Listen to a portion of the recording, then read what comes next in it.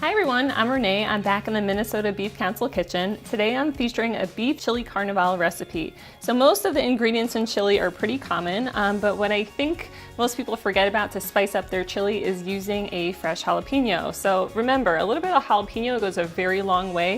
If you'd like it extra spicy, feel free to add as much as you want. For me, I like about 3 tablespoons in my chili, and that's plenty for me. When selecting the proper beef for chili, I select an 80-20 ratio. So this is great for giving your chili more flavor, but feel free to kind of use the ratio that you feel comfortable with. So what I do is I dump that in my pot, I cook it down and kind of strain some of the juices. And once you've done that, you can dump all of your other ingredients into the chili pot and of course give it a good stir.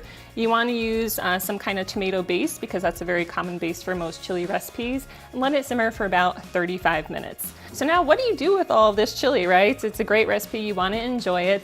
What I like to do with batch cooking is store it in individual Tupperware containers. The more you can transport something like this that's pretty large to smaller pieces of Tupperware, that'll quicken the cooling time. That's so important for food safety. So to properly freeze this in your freezer, you want to get the temperature down to below 40 degrees Fahrenheit. So that can be achieved by transporting it to smaller pieces of Tupperware and then putting it in your freezer. The other question I get as a dietitian and kind of food service professional is, well, what do I do when I thaw it out, right?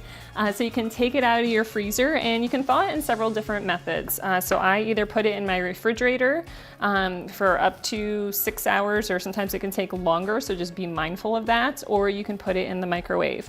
The safe temperature for reheating is 165 degrees Fahrenheit. You want to avoid leaving things out on the countertop because that can encourage bacteria to grow. There is something called the temperature danger zone, which is between 40 to 140 degrees Fahrenheit, which is where people can contract foodborne illnesses and become sick.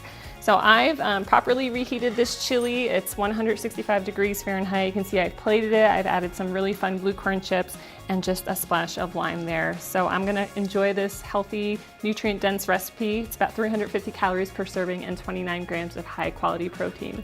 That's all I have for today. I'll see you next time.